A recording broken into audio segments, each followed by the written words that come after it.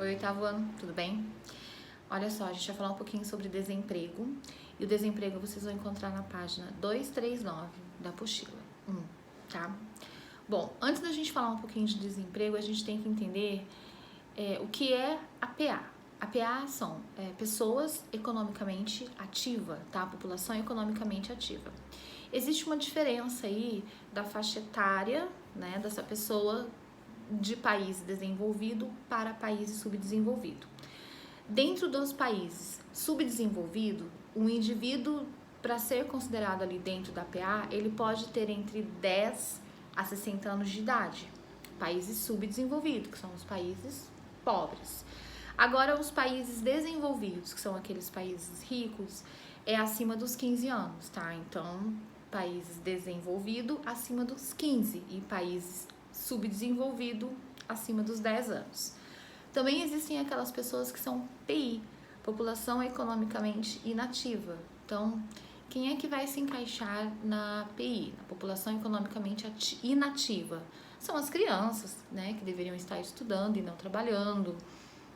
Então, crianças abaixo de 10 anos, né, de países subdesenvolvido e abaixo de 15 de país desenvolvido, são as mulheres que optam por não trabalhar e ficar dentro de casa, cuidando da casa, cuidando da família. Então, essas pessoas são as pessoas economicamente inativas, são aquelas pessoas que não trabalham e que não têm uma renda.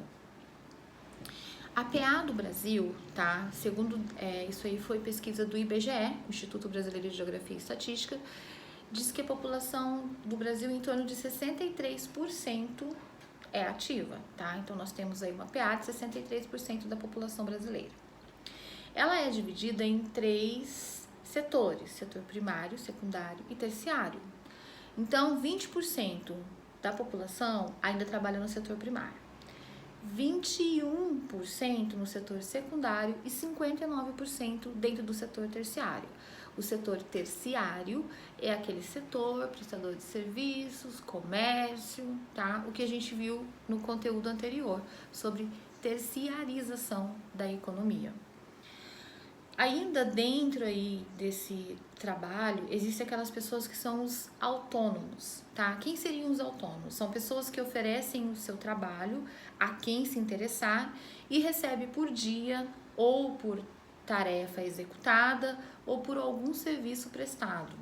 Por exemplo, autônomo pode ser uma diarista, pode ser uma professora, né? De repente essa professora ela não tem um vínculo com nenhuma unidade, né? Com uma instituição de escola, colégio, mas ela dá aulas particulares, né? Por exemplo, não teria vínculo com nenhuma empresa e eu daria aulas particulares, então eu seria uma autônoma, tá? Então essa é uma pessoa autônoma, ela não tem vínculo com alguma empresa, ela presta o trabalho dela, ela presta ali, realiza uma tarefa e ela recebe por dia ou por hora, né, daquela tarefa que ela realizou. E aí dentro, né, aí a gente vai ter também os empregadores, os empregados, e aí a gente vai dividir. Quem são os empregadores? Os empregadores são aqueles indivíduos que têm aí um capital e eles resolvem aplicar esse capital na produção de algum produto ou em algum serviço. Por exemplo, fazendeiros, né, que transformam suas fazendas em produção cafeeira, produção de soja, ou próprio dono de loja, né, comércio, supermercados. Então, essas pessoas são os empregadores. Aí nós temos os empregados. Os empregados vão ser aqueles indivíduos que vão disponibilizar a sua força de trabalho no mercado. Então, eles vão oferecer o seu trabalho em troca de salário. Então, vamos lá, eu dei o exemplo de lojistas. Então, uma loja de sapatos, né, de calçados, então eu preciso de vendedores. Dentro dessa loja eu também preciso de auxiliares de limpeza, preciso de contadores, então eu vou contratar essas pessoas que prestam serviço. Então, dentro aí dos trabalhadores, nós temos os autônomos, né, os empregadores e os empregados. E aí, existem 2 formas para a gente medir o desemprego. E dentro dessas formas, 2 aspectos vão se destacar. Primeiro aspecto, O desempregado é aquela pessoa que está sem trabalhar, não porque ela não quer trabalhar, mas justamente porque ela não encontra um trabalho. Então, não vão ser considerados desempregados aquelas pessoas que não querem trabalhar, tá? Ah, eu cansei, ganhei na Mega Sena, tô milionária, não quero mais trabalhar. Eu não vou ser considerada desempregada, porque eu optei por não trabalhar. Agora, se eu ficar desempregada, procurar emprego e não consigo, aí eu me encaixo na desempregada. Ou crianças, indivíduos com incapacidade de trabalhar porque tem algum problema físico ou algum problema mental, também não vão entrar no grupo aí de desempregados, tudo bem? Então, esses dois pontos. Bom, aí a gente vai ver agora o que vem a ser o desemprego, tá? Então a gente sabe que desemprego são aquelas pessoas que estão fora do mercado. Por quais motivos? O desemprego ele vai ser dividido em duas formas. A gente tem o desemprego estrutural e o desemprego em conjuntural. Bom, então o desemprego estrutural e o desemprego conjuntural. O estrutural é aquele que vai abalar as estruturas, vamos pensar assim. Vai ser aquele desemprego que vai ser provocado pela automação de produtos, pela mecanização de produtos. Então, esse desemprego aqui, ele vai ser ocasionado como resultado da tecnologia, tá? Então, a tecnologia, ela vai construir máquinas, robôs, e é onde vai trocar a mão de obra manual por mão de obras maquinárias, né? Por tecnologia. E a gente tem aqui o desemprego conjuntural. O desemprego conjuntural ele vai ser ocasionado por uma crise econômica, por uma situação temporária. Por exemplo, agora a gente está vivendo aí a pandemia, né, do coronavírus, e como resultado dessa pandemia, é claro que vão ocorrer aí muitos desempregos, né, porque deixa de produzir, porque as pessoas deixam de comprar, lembrando que a gente é um país capitalista, né? Então, se não consome, diminui a produção e com isso essas pessoas acabam ficando desempregadas. O desemprego estrutural, ele não é passageiro.